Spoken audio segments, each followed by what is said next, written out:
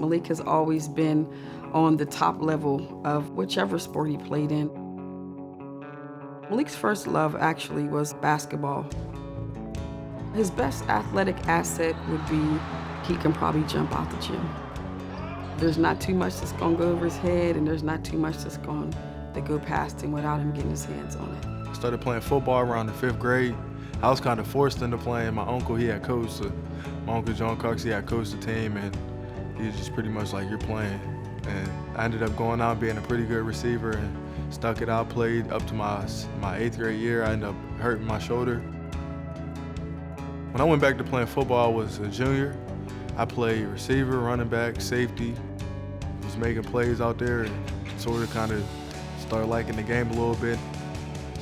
Started scoring touchdowns. Got a good buddy over there in the Western PA area that's a high school football coach, Bob Palco, and he told me, he said, I tell you, you need to go check this guy out. He's a heck of a basketball player, but I think he's going to have a chance to be a great football player. The next day, I went over to Newcastle High School, check out this kid named Malik Hooker. The first person we spoke to actually was Coach Fickle. He said, Angela, we're interested in your son. This is, The Ohio State University. And I put the phone down, and I'm like, excuse me? The question I asked him every single time I talked to him was, what do you want to play? What do you really love? Where's your passion? Where do you see yourself in 10 years? Until he started to change that mentality to say, I love this game of football, I wasn't sure.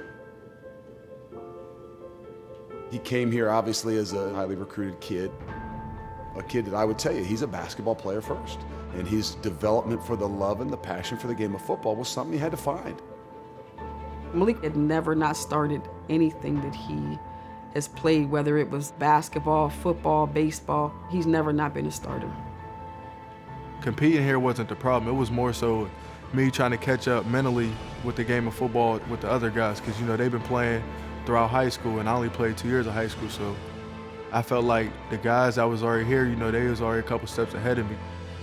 I started to get down on myself, and it just went downhill from there. Really didn't want to play football no more. I started calling my mom and telling her, like, I don't think I want to play football no more.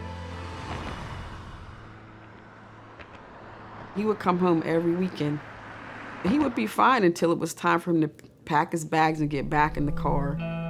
Everybody would be ready, and then Malik would not be here. I knew I didn't want to come back. I felt like this wasn't the place for me. I didn't fit in. There's a bridge that's probably not even 3 minutes away from here. You would find him walking across the bridge, and you could tell he was like in deep thought.